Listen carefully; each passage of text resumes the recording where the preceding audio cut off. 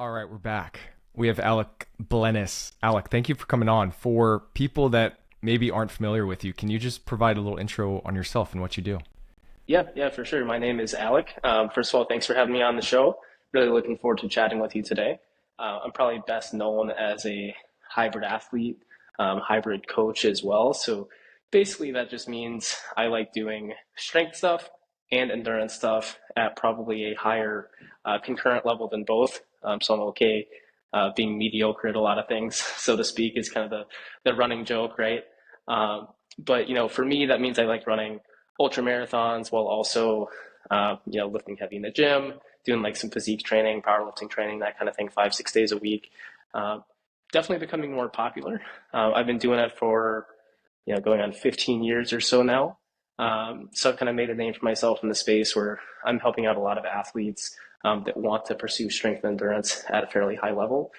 Throughout my training for it, I have a few notable accomplishments. Probably best known for the fastest known time on the Murph workout, uh, infamous CrossFit workout that some people are familiar with. But today, I mostly just like to keep running as far as I can, get as strong as I can. Uh, yeah, that's me. Yeah, that's going to be the topic for today. All things hybrid training, myth busting, programming, etc. So, if you had to sell a strength athlete on the benefits of aerobic training and more of this quote unquote hybrid training, or vice versa, more of an endurance based athlete getting into resistance training, what would your pitch be for kind of both ends of the spectrum? Yeah, for sure. I think before we get into it, I think it's important that we don't oversell people. I think that's one of the things that sometimes irritates me whenever talking about the benefits or why you should do this exercise or why you should train this way. And it's often a lot of overselling. And I think, you know, we do have some pretty good evidence that as an endurance athlete, if you engage in strength training, there's some benefits, in terms of overall injury risk reduction and some of those sorts of things. But I also don't want anyone to get the impression that, like, you know, if you just add 20 pounds to your squat, you're going to be a faster runner and some of these sorts of things. It's like, I don't know how strong of promises we can make. I definitely think it's a good idea. And I think a lot of times it comes down to understanding that you don't have to give up as much as you might think. I think some of the benefits, while subtle, are pretty clear in terms of, just increased robustness, just being a better human being, in terms of, not just your sport, but everything else about your life. How do you feel when you have to move a couch? How do you feel when you have to walk up and down a flight of stairs? Can you do more of the activities that you like? Do you feel good when you go on a hike with your family? These sorts of things, I think taking more of a hybrid approach to training, doing strength and endurance, is fantastic. It's going to make you feel better across a wide range of activities. But I think a lot of people hold themselves back from kind of exploring the other side of what their main sport or activity is because they're worried about what it's going to cost them. And I think for most people, my main elevator pitch would be, if you're primarily a strength athlete who's not doing any cardio, adding a little bit of cardio, no, it's not going to make you 10 times better at strength. It's not going to be a game changer, so to speak, but it's certainly going to make you healthier. Your doctor's going to be happy with your blood work. It's good for you across the board. And adding two or three, cardio sessions in your week is absolutely not going to take away from your strength performance. I think people look at the extremes. They look at like a marathon runner and they're like, I'm a power lifter. I don't want to look like that. Um, but that's a totally different world. So I think my main selling point would be don't look at the extremes of like what marathon runners look like and what strongman athletes look like. Think about what would be the benefit of just being a little bit stronger or a little bit more conditioned. And what if I could tell you you could get those benefits without really any downside whatsoever? Um, that's my main selling point. It doesn't have to take away as much as you think. And all these little benefits are just so cool to experience across not just your primary sport, but the rest of your life too. And do you differentiate what hybrid athletes or training is versus just a concurrent training model where you're maybe a strength athlete and you hit, two low intensity steady state on the bike sessions a week? Like, are those the same things? Yes and no. It's funny. People love to kind of say that, hybrid training is just strength and conditioning and people have been doing it for years. And I think on the one hand, that's certainly true. I think on some level, everyone is a hybrid athlete. Even if you're a football player, right? Like you don't just do one play. It's a hour, 2 hour long game. You know, there's an aerobic component. Your aerobic system, aerobic capacity is responsible for that recovery between bouts, etc. So, you know, regardless of what type of athlete you are, you know, as long as you're doing more than one rep, essentially, you know, you're going to have some level of aerobic capacity. And even if you're running a marathon or an ultra, you're going to have some level of strength and tissue mechanical loading capacity. So you could make a case that everyone is really a hybrid athlete, and then it just kind of comes down to semantics and degree of, you know, what degree is strength matter to you versus what degree does aerobic capacity matter to you. But how I would define kind of hybrid training or concurrent training is when we think about uh, athletic attributes that don't directly support one another, or that many people would consider to be kind of disparate or opposite attributes. You know, for example, muscle size and aerobic capacity don't really help each other out. You don't want to be heavier running a marathon, for example. So these kind of attributes that are traditionally considered to be opposite, it's the concurrent, it's the goal of concurrently improving both at the same time. So you're not just pursuing aerobic conditioning, you know, for the sake of improving your recovery for lifting. You're pursuing aerobic conditioning for its own sake to be good at that activity. And I think that's what separates, you know, modern hybrid training or concurrent training from traditional strength and conditioning is you're not just doing both activities to support one primary objective, you're concurrently pursuing two opposing primary objectives at the same time.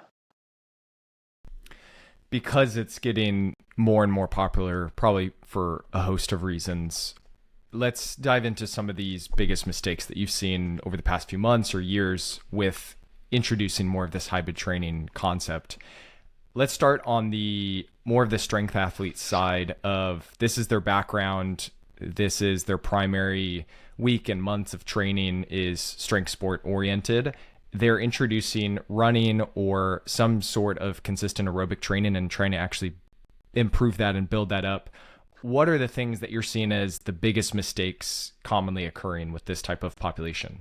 Yeah, I love this question. Uh, you know, if I have someone that is a brand new athlete, you know, they're just a beginner across the board, I often find that easier than the strength athlete who's never done cardio. Um, the strength athlete who's never done cardio, who is, you know, already pretty strong, already pretty advanced in the gym. One, they have a lot of probably misguided ideas about cardio and fear about cardio killing their gains. And there's often a little bit of a nocebo effect to that too, of like they know that cardio is supposed to kill their gains, and so then it makes it even worse, sort of thing. Um, but also, I think that they lack patience and that they've gotten good at one thing, and I think sometimes people forget what it's like to be a beginner. They forget how long it takes to get in shape, and they're just kind of used to being good at things. And I think when you take someone who is, you know, an intermediate or an advanced athlete in one discipline, and then you make them a beginner again, I think that can be a very humbling experience, and it's very hard for them to kind of get back into that beginner's mindset of like, this is going to suck for a while. um, Getting them to realize that it's not like you're just gonna work out it a couple of weeks and then now you're a hybrid athlete. Like you might get into a situation where you feel like cardio is killing your gains, you feel tired, you feel like you just hate it and you're never gonna get better. You might be in that kind of situation for months. And I think just being honest with people of like it's not easy, you're not gonna feel great, you're not gonna feel the reward your first training block. Um, that's really tough, especially for someone who has this long history of like training is great, I've got it all figured out, kind of going through the motions, progressive overload. It's kind of simple to them at that point, and then to just throw them back into the like, yeah, your legs hurt, you're tired, you feel weaker, your lifts are taking a hit, and it can be this kind of self fulfilling prophecy, right? So like people they'll give it a go for 6 to 8 weeks, and they're like, I tried cardio, like it killed my gains, like my squat just tanked. It's like, well, yeah, you gave it 2 months.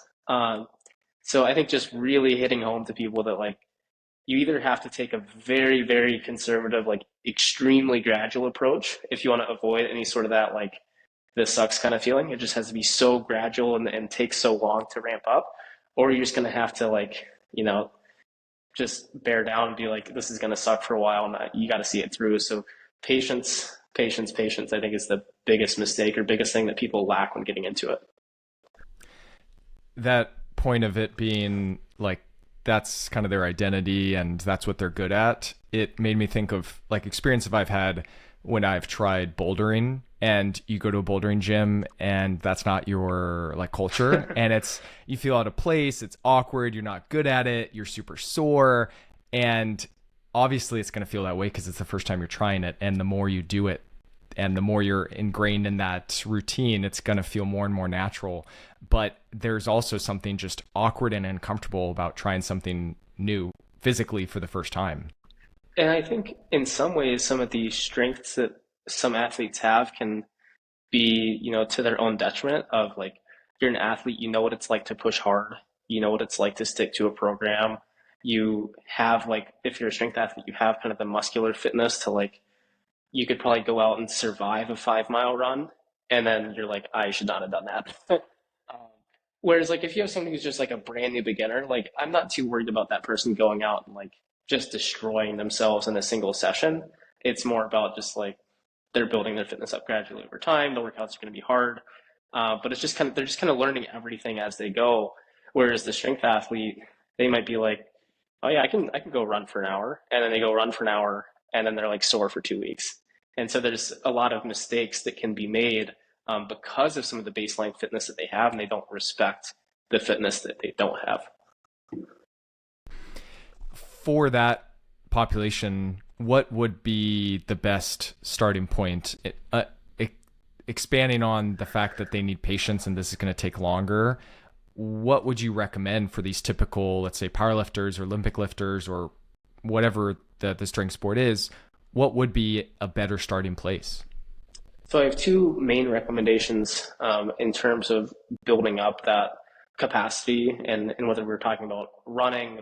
Running is a common one. A lot of people get into running, but maybe it's cycling or swimming or something like that. But for someone who is running, I'd say don't try to go all in on running itself. Be willing to explore other training modalities, kind of distribute that stress across some lower impact options, get on a bike a little bit, that kind of stuff. If you feel like you have to, you're like, oh, I want to be a runner, and you go out and try to run 5 days a week, it's just too much too soon. But your overall like aerobic system, your cardiovascular system, I think can handle more than you can structurally at first. So I'd say you can ramp up those aerobic hours, your zone 2, easy training, that kind of stuff. You can ramp that up pretty quickly as long as you're smart about, kind of local structural tissue stress. So get on a bike a little bit, a rower, ski, or whatever, just kind of mix it up and get some of those central cardiac adaptations while being much more slow and progressive with the impact. Um, Also, I think people look up, if you look up like a beginner 5K program, like a Hal Higdon, like the most popular, beginner 5K program, has the potential to be a great program, but it's designed with a specific type of athlete in mind. When you think of your average person who's like, oh, I want to run a 5K, it's usually not your like 250 pounds, 6'4" power lifter. That's just not your average person picking up one of these 5K programs.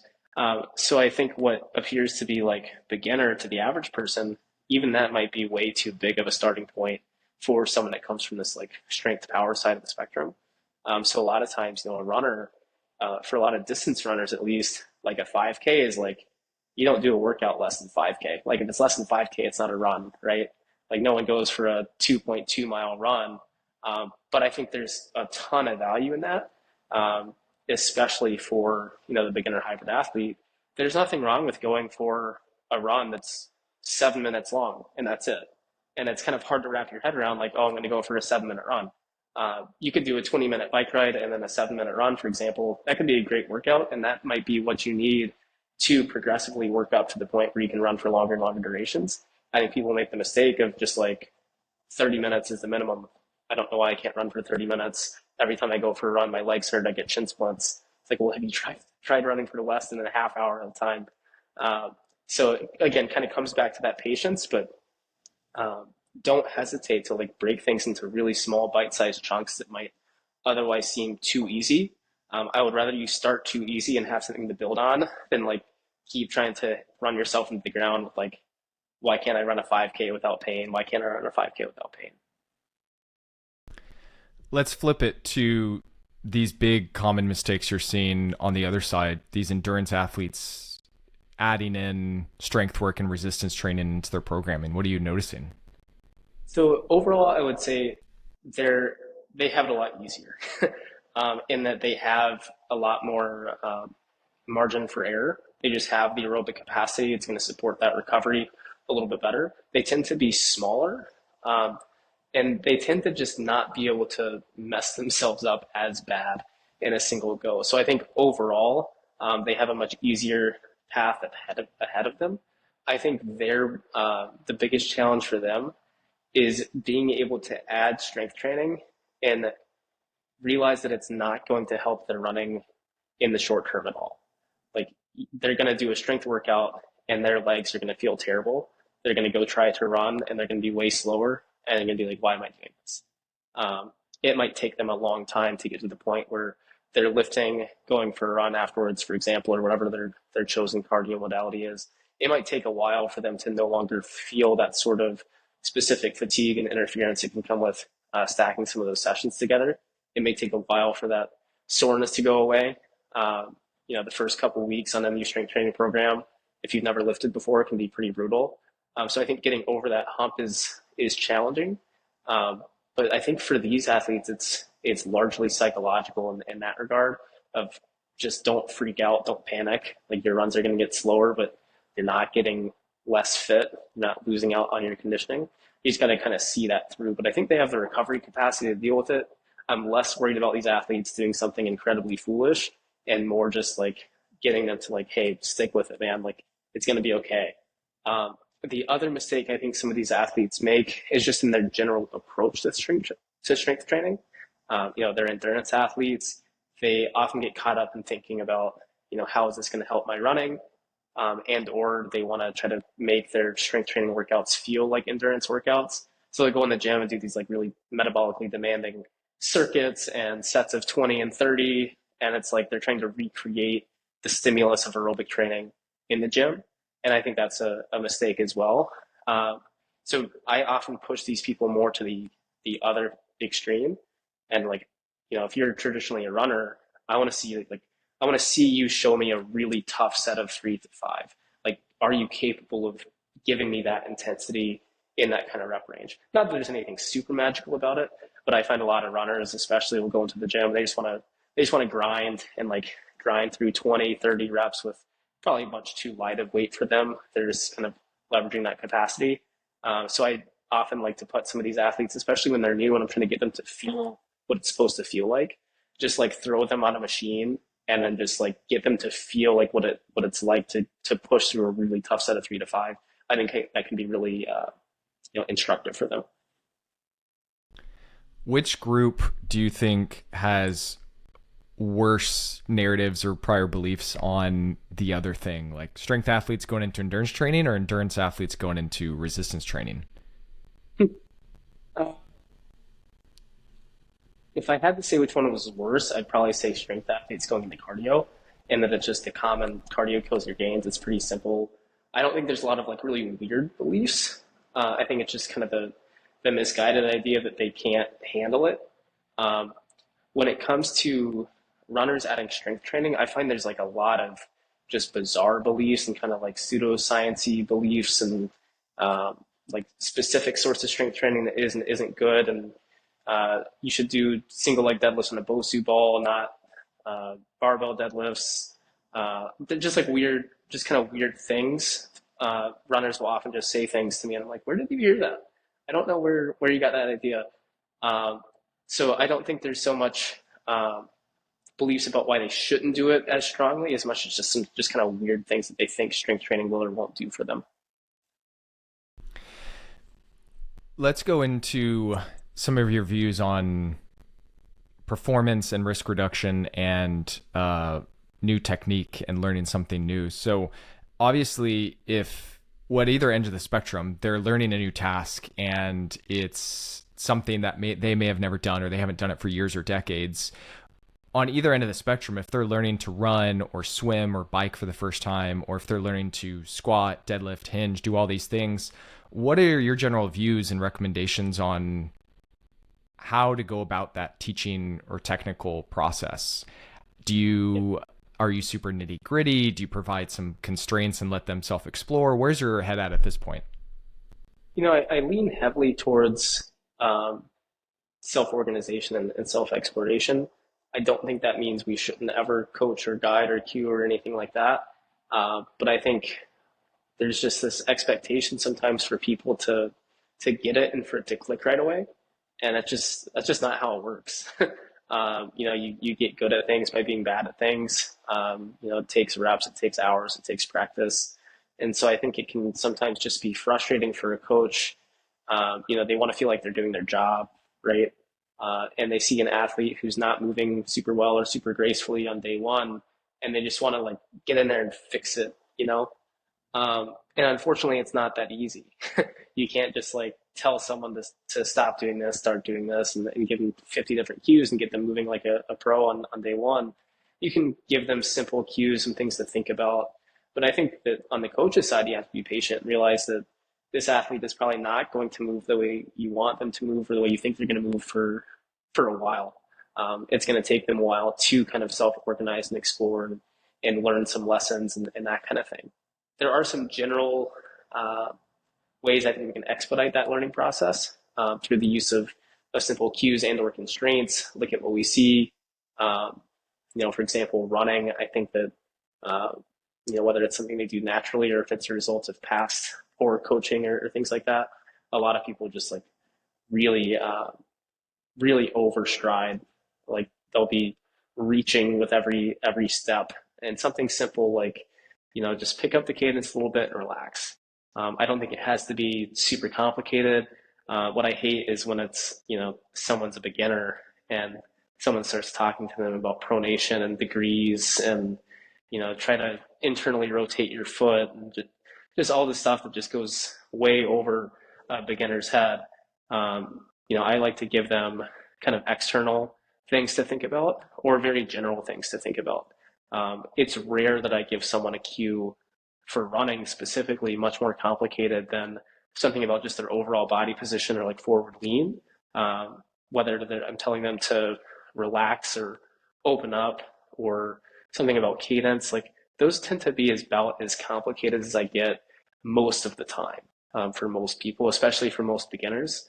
Um, and similarly for the lifting side of things, um, I think sometimes we expect people to move like a certain athlete. We expect them to squat like an Olympic weightlifter versus, a power lifter versus whatever it is they're doing.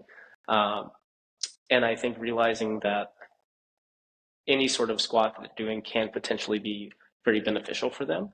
And you have to be very clear on what is the goal of that movement. Are we trying to get them to squat a lot of weight in competition? Are we trying to prepare them and strengthen their knees and deep knee flexion? Are we trying to go for quad hypertrophy? Is it okay if you just get a little bit of all of those things? And that can kind of guide some of the constraints that you might use with them in the future.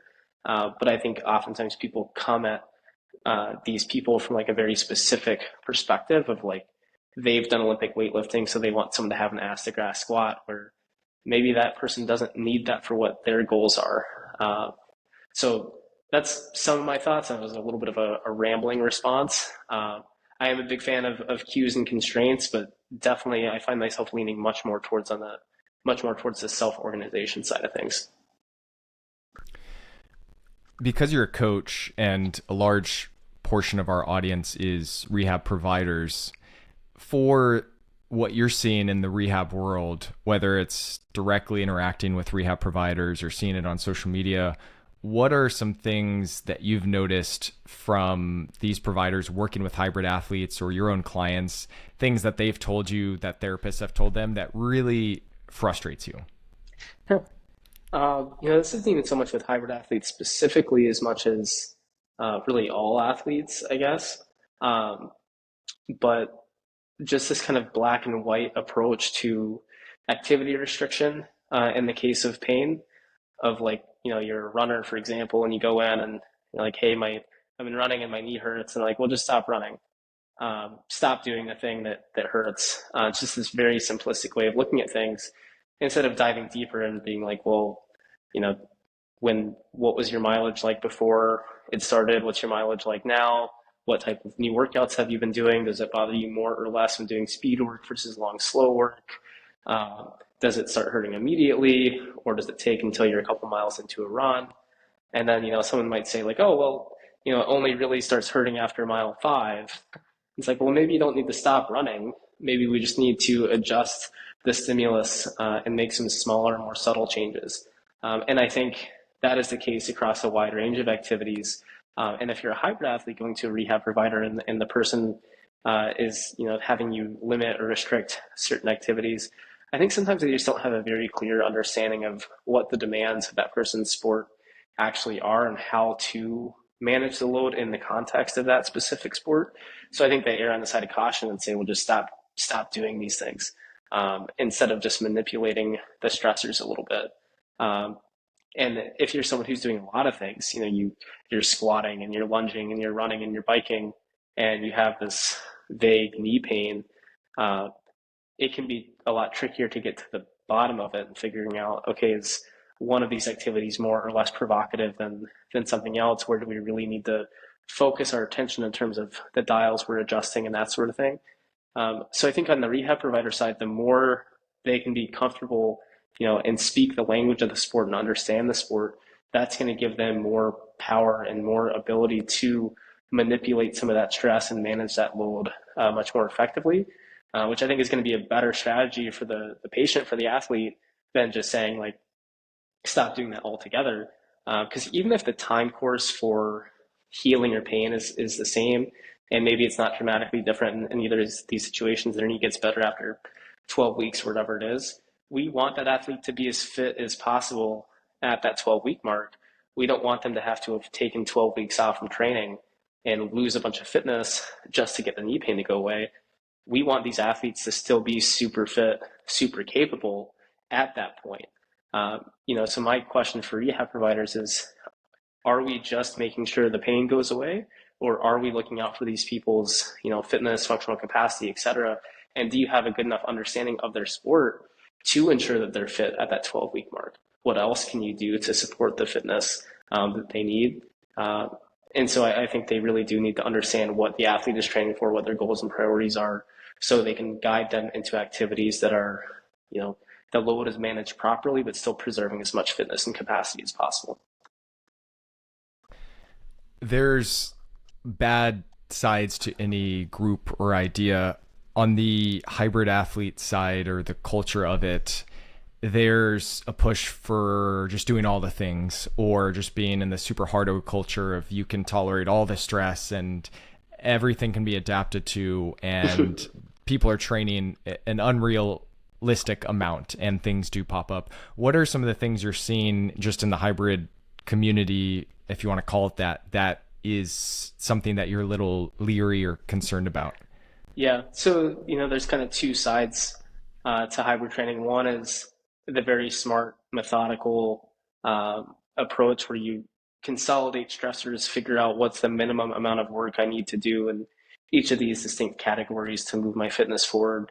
The other is just the brute force approach of just train all of the things and see what happens.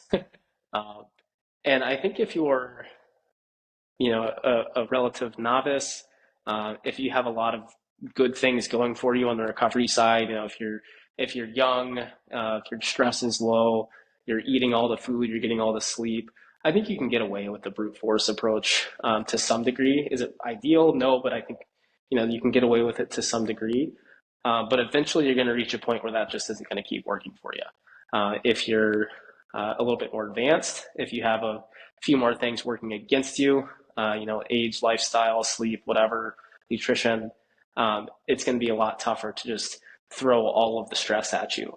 Um, and I think one of the things that's tricky is don't have when you have an overly complex program, when you're doing 50 million things and something isn't working, your fitness isn't improving, it becomes very difficult to figure out what's wrong. So my advice for people is, hybrid training for a bunch of different goals is already pretty complicated. Um, you're already juggling a lot of different things. Don't make it any more complicated than it needs to be, because when something does go wrong, you want to be able to, look under the hood, and you don't want it to be just an absolute disaster. You're like, I don't know what the hell's going on. Um, if your knee starts hurting, for example, and you look in your program and there's like, you know, 11 different knee exercises going on and just all this kind of stuff. It's like, well, which ones, what was the problem? It gets very complicated. So I think that is one of the biggest problems I see with hybrid programming is it's just such a mess that it works until it doesn't. And then when it doesn't work, it just, you're so confused and you're so lost and you don't know where to go. And then, I get a lot of these people coming to me of like, hey, I've tried this hybrid programming thing, like it worked. I feel like I've plateaued. I look at their programming and it's so everywhere that I'm looking at it and I'm like, I don't know what to tell you. Like, it's going to be a process to unpack this, get you doing something a little bit more simplified and kind of course correct, figure out what you really need to be working on and not working on. They'd be like, hey, what do you think? What's your advice? It's like, it's very difficult to say when it's that much going on. So, biggest piece of advice to those sorts of people is just simplify your program, because you'll be glad you did when you start needing to make some changes. Yeah, that's similar in a rehab setting where a provider throws 20 different exercises or modalities at a patient and then they have a flare up and it's like, how do you know which thing it is? There's too many moving pieces, you're too many variables, and it is chaotic. So yeah, I can resonate there. Because hybrid training is so, it can be demanding on time and resources and fatigue, building up multiple qualities over the week and over the month. How do you look at a week or a training block in a more of an appropriate fashion of this is a better way to consolidate stressors and looking at training days and weeks? What are your recommendations on laying it out so it's not so chaotic and it is a better balance of resources? Yeah, sure. Um, it gets tough to answer some questions because hybrid athlete as a term is so broad in terms of like what are these people training for? Is this like a person training for a 5K and a bodybuilding show, or an Ironman triathlon and a powerlifting meet? So there's like a lot of different potential stressors that we can be talking about here.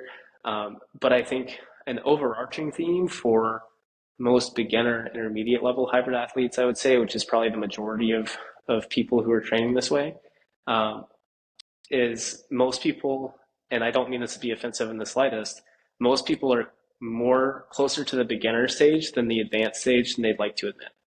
Um, most people who think they're intermediates are probably still more like beginners. Most people who think they're advanced are probably more intermediate, and so on.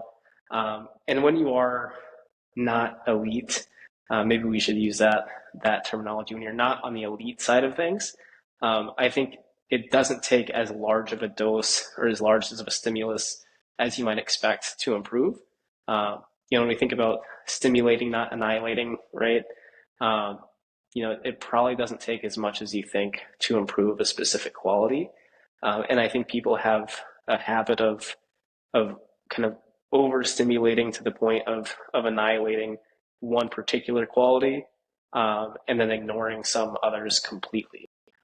Whereas if you try to figure out what are all of the relevant qualities that I need to be training right now, a little bit of speed, a little bit of, moderate like tempo and threshold work, a little bit of low intensity zone two work, uh, some explosive strength, some higher up like hypertrophy support, all of these things. I think it doesn't take a massive doses of any one of those things.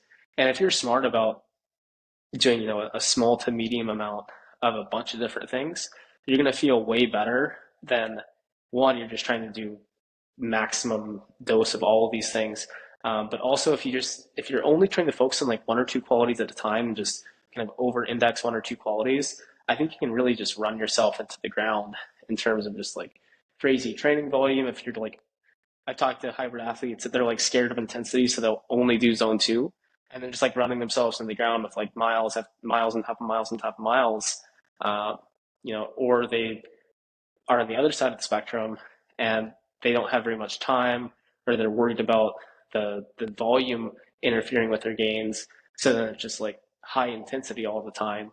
It's like the more you can distribute that stress, across different energy systems, different tissue, the better you're going to feel. And I think the harder you're going to be able to train overall, the more you're going to be able to train overall. So, eventually you're going to reach an advanced stage where you might have to get laser focused on a few specific elements of your fitness, a few specific weak points that need a much bigger dose to improve now that you're years into the game.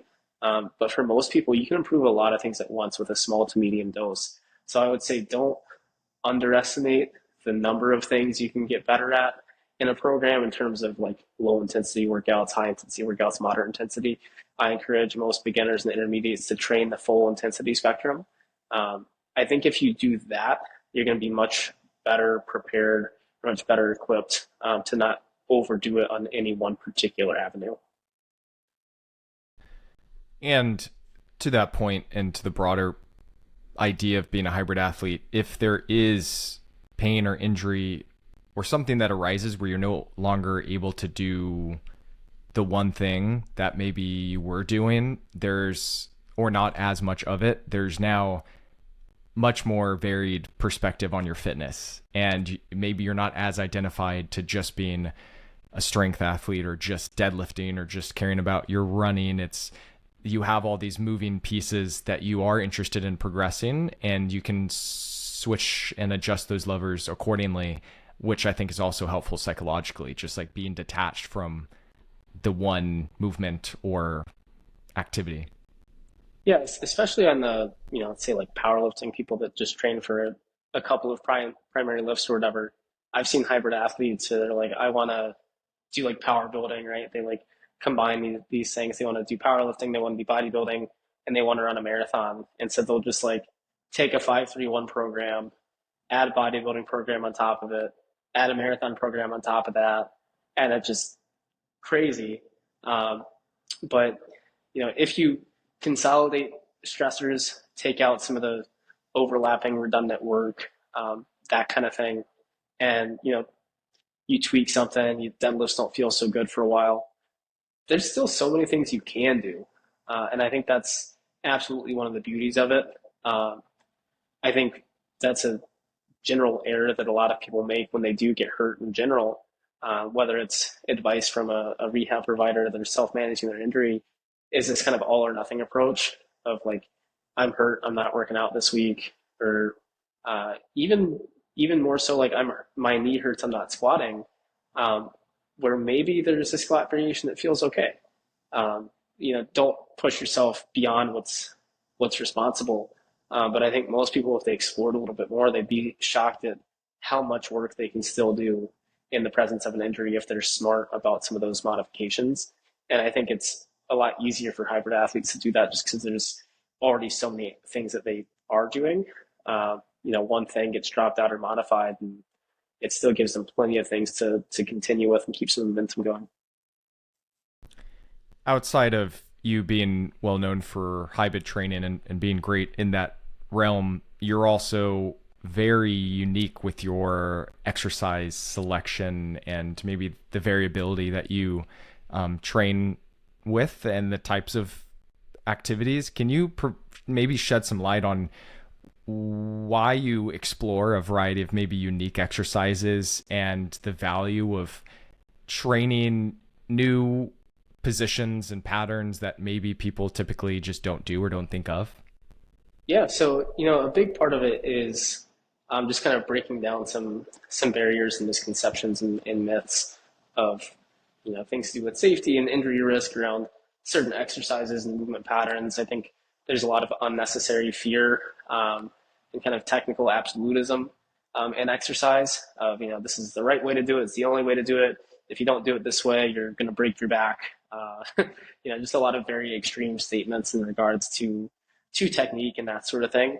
And a lot of times what people will say is the wrong way to do an exercise is literally the right way to do the exercise in a different sport or different context or something like that. So getting people to focus more on just like bigger bigger picture principles of exercise of um, can you load it and progress it over time? Does it feel okay to you?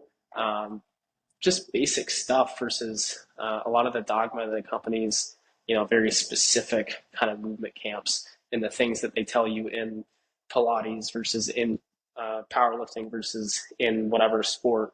A lot of it is contradictory, and the rules change depending on who you're talking to and what the context is. So a lot of the exercises I do are exercises that I post them on YouTube, and people are like, you're gonna break your back, you're gonna blow out your knees, you're gonna do this and have all these injuries. And I've been training like this for years, and I've been very fortunate to not have any serious injuries. But I'm always trying to educate people on, why do you think this is dangerous? What are you afraid of? Um, and hopefully changing to people's minds and getting them not to be so afraid of things and take a more preparedness focus towards things versus just this kind of fear and avoidance perspective. Because a lot of the things that people are afraid of, for example, rounding your back to pick something up, uh, it's not something you can really avoid entirely. It's kind of an inevitable part of life and movement. So if we can be prepared for some of these things rather than scared of some of these things, I think we're all going to be better off. So I intentionally just kind of lean into some of these less traditional movements just to show people that it can be done safely. It can be progressed over time. You can get great results, get very strong doing some of the things that maybe someone told you down the line not to do. And just getting people to question some of the things that they've learned and think about things a little bit differently. So not that I think it's going to work any magic. I don't claim to have magic exercises or a magic system. I don't have a system of exercises that I can run you through that's going to bulletproof you or prevent your injuries or solve your pain or anything like that. I just want to give people freedom. I want to give people options. And I think that there should be a lot less rules when it comes to exercise. Over the past year, 3 years, 5 years, however long you want to take this, what have been the biggest shifts in your own thought process, whether it's with your own training, training your clients? What has shifted for you? It's a tough question, man. Tough question. Um, for me, I think I say the older I get, I'm still sitting here shortly before my 30th birthday. Uh, so definitely still on the young side. But the longer I've been training, and I have been training people for like 12, 13 years now, uh, the more I think training should be fun.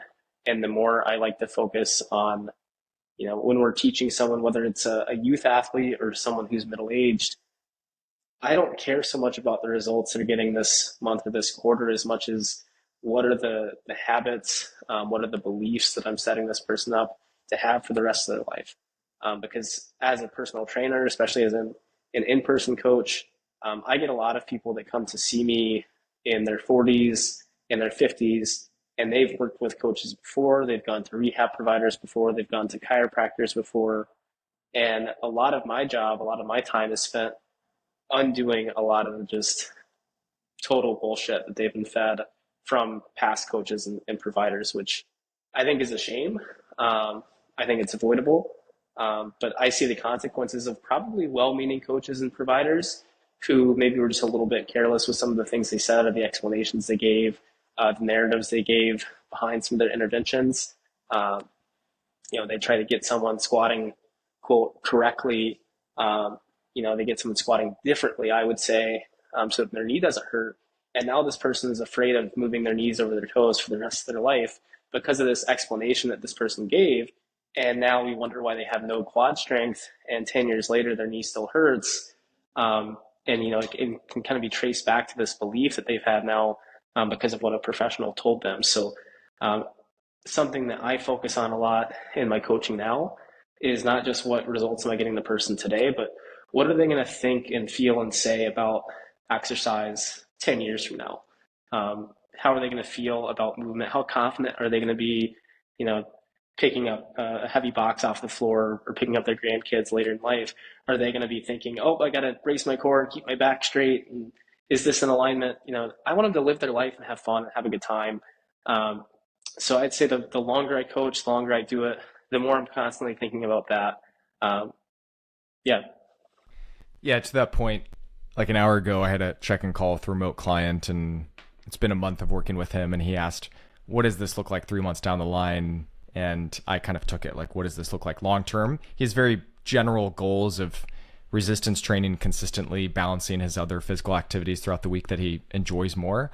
And it was kind of tough for me to answer because I told him these are the broad kind of national, international recommendations of why you should consistently resistance train. These are kind of the buckets that we want to hit, but there's a lot of variability in which we can go and take from there. And there is a lot of room that we can move around. And some of that, it is hard for some maybe clients or patients that are maybe less inclined to like have variability and they just want like an answer. They just want to stick with the routine because they need it, and maybe they just generally don't enjoy exercise. So it is trying to balance, like some people just love movement and they're open to exploration, and some people just need a little bit more confined direction because that will help them maintain consistency. For sure. Yeah. I know that, that's one of the trickiest parts of coaching some of these people that do, I question some of the beliefs that some people have, but I also acknowledge that some people they just want to be told what to do and they want results, and they're not looking for a lecture about, pain science or movement variability or whatever. They just want to go to the gym, do their workout and go home. So it is tricky kind of balancing the education and kind of informed consent side of it, if you will, with the giving people what they want, getting them results they're paying for, kind of thing. Sometimes it can be tricky to navigate that. Like this week, for example, I had a client who um, is just kind of terrified of uh, throwing her neck out because she's had some neck pain before, and so any exercise that she does that she feels even the slightest engagement in her traps or her neck, she panics, right? And um, I just ask myself, is it worth it, to get into this elaborate kind of discussion of it versus when she said, I don't like how this exercise feels in my neck. I said, okay, let's find another one. Um, and I think it's tough to always know what the right call is. When do you have that conversation? When do you dive deeper? And I don't think there's one right answer for that situation. Yeah, we've brought this up in other conversations with other individuals where it's like picking and choosing your battles of clients or patients can say wild shit on a daily basis. And if you were trying to navigate that or those narratives or beliefs every single time, it's not going to be helpful and it's going to take forever and it's probably just going to reverse some of the relationship you had. So it is like a constant balance of, all right, how much do I lean into this and kind of maybe push back or provide alternative viewpoints versus just, all right, let's switch the exercise, or I'm just not going to respond to the comment that you just made, which was wild. Right. Yep. Yeah. What else do you feel like you've shifted your views or beliefs on? Uh, I think rather than shifting beliefs, I think I just hold a lot of them more loosely, um, and I'm more open to not everyone has to have the same goals with training and with fitness as I do.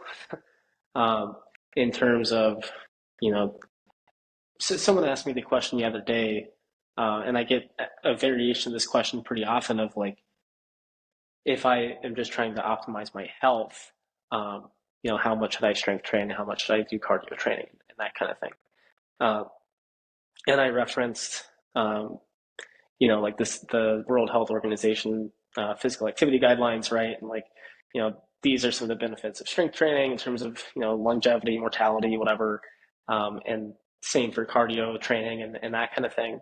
Um, but there's no real clear answer because how much do people care about some of this stuff when it comes, if someone tells me like, hey, if you do this type of workout program and get this much fitter, then it could add, you know, 6 months to your life or something like that. I might care about that a lot more than somebody else who it's not really worth the squeeze for them in terms of what they're going to have to commit. Um, and I used to view it as more of a black and white, like, let's just try to optimize all these parameters of like, how can we lower mortality risk as much as possible? How we can how can we get your blood pressure like in the green? Just this kind of like very metrics driven, like let's just get everything looking perfect on paper, um, without so much considering the, you know, are you doing the things you want to do? Are you fulfilled? Um, if you're fulfilled and you're loving life, and that means that, your cardio fitness is not quite as good as I think it should be, but you absolutely love your workout program, you're having a good time, then I think that's great. Uh, I don't think there's a one size fits all, or I don't think it's possible to define in concrete terms what optimal health looks like. I think it's kind of like pot of gold at the end of the rainbow of like we can steer people towards this idea of optimal health. And I think there's a lot of basic recommendations in terms of what people should be doing to get in that general direction.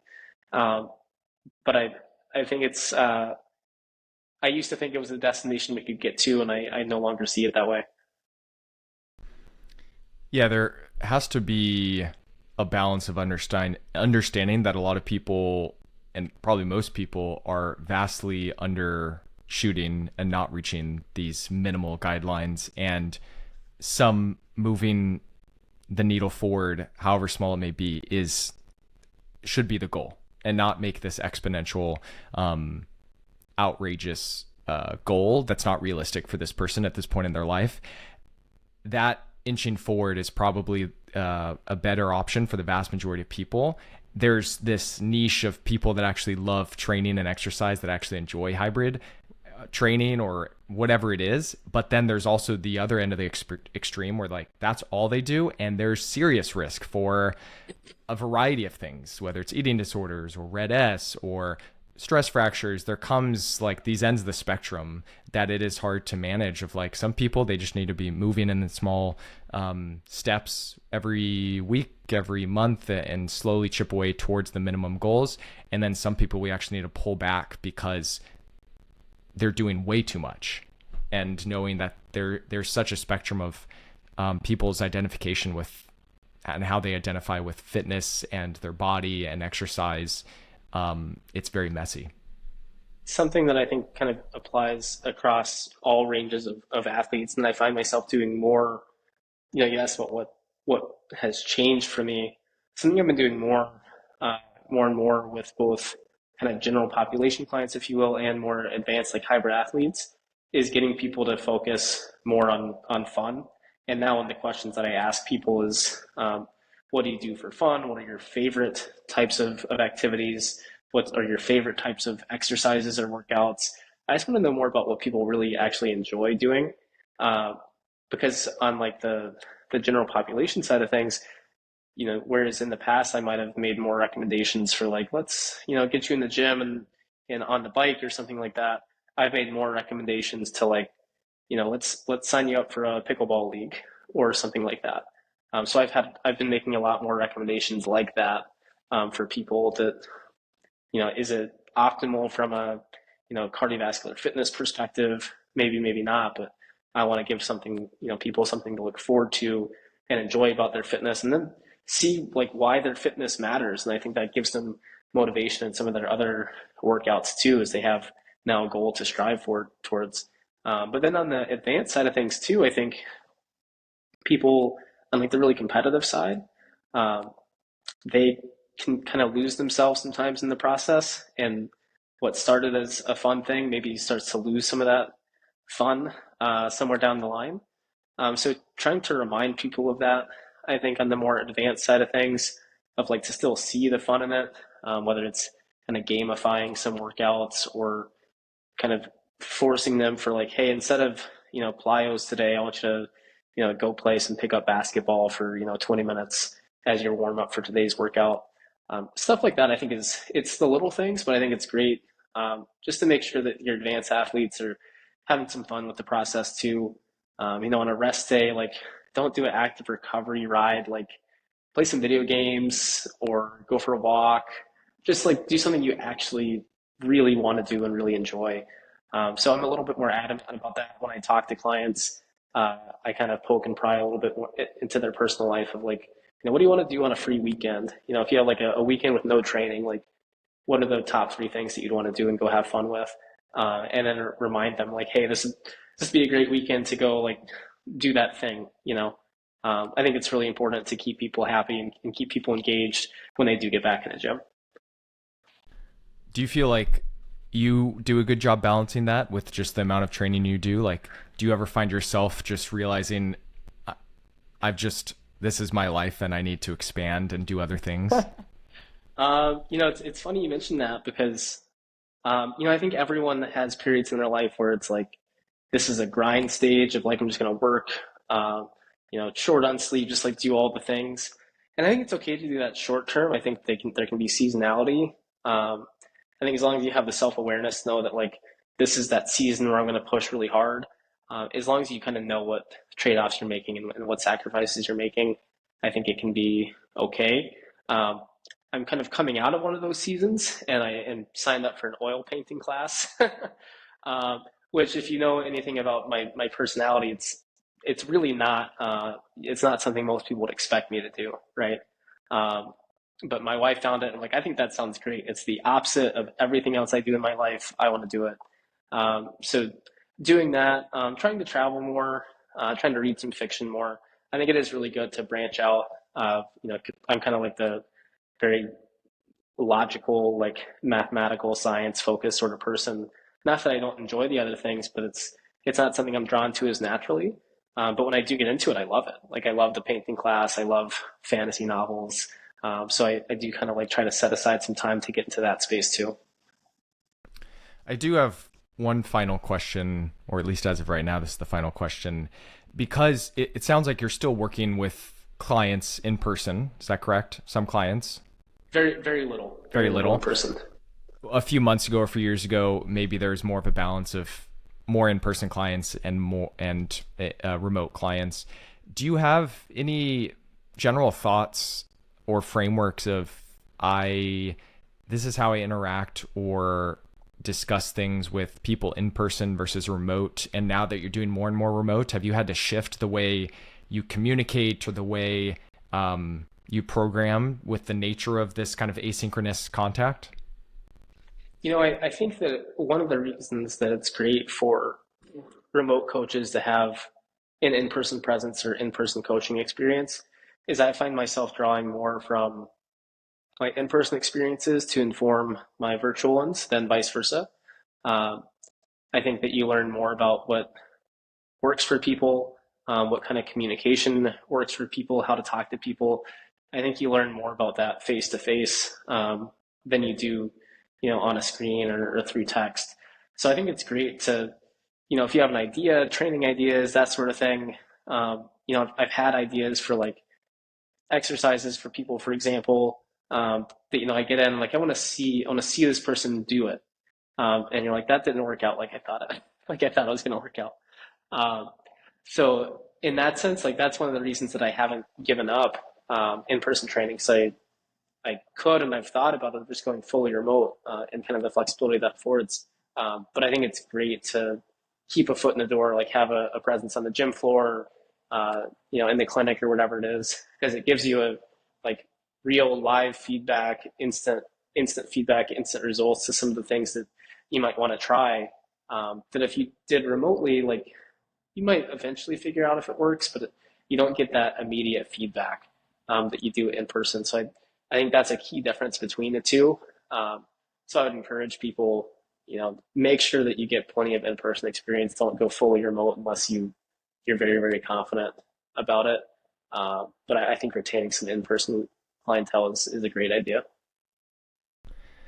Is there anything that's coming up for you over the next few months or years that you're looking forward to diving into besides oil painting? The most exciting thing for me on the schedule right now is a vacation to Switzerland in the fall to run a marathon in the Swiss Alps. Super excited. That's amazing. What? How long is the run? So it's in the Alps. It's point to point. It starts at low altitude, like in the village of Interlaken, and then you just run 26.2 miles straight up to the top of it's called the Eger Glacier. So it's like a 6,500 foot climb, and the elevation profile is just a ramp, just to the top of the mountain. But the views are stunning. It looks absolutely beautiful. And it's been a dream of mine for a long time to run a race in the Swiss Alps. And it will be my 30th birthday. So it's all coming together. What's been the hardest race or event you've actually participated in? The toughest race that I have finished, um, I can't remember the year I did it. It was like circa 2015, plus or minus a few years. It's called the Georgia Death Race. It's 70 miles in the Appalachian Mountains, which some people think of the Appalachian Mountains as small mountains, and they may not be as tall as the Rockies, but you can go up and down a lot of times. Uh, it is just an absurd amount of steep up and down, uh, just absolutely brutal. I think that year was 70 miles, 20,000 feet of climbing, 20,000 feet of loss. Um, it's just a good suffer fest. Did that race twice. That was probably the toughest for me. Is there anything wild you've experienced while you were doing any of these races or that you've seen with other Yeah. racers? Uh, Broad question. The first thing that came to mind was I did have one very close encounter with a bear. Um, Nothing too crazy, but I came shockingly close to a bear. I'm thankful that I scared him as much as he scared me. I was running down a steep hill and then around the corner. And as soon as I came around the corner, there was a bear no more than 10 feet in front of me taking a poop in the middle of the trail. And we paused. I looked at him. He looked at me, and we both took off running the other direction. Um, so that's a moment I will never forget. That's amazing. Where was that? This was in the North Georgia mountains. Nice. Georgia's wild. Yeah. Any other final thoughts before we wrap it up, Alec? No, Chris, that's all I got. Good chat. Love talking with you. Appreciate the opportunity to come on the show. Would love to come back anytime you'd have me. Awesome. Thank you, Alec.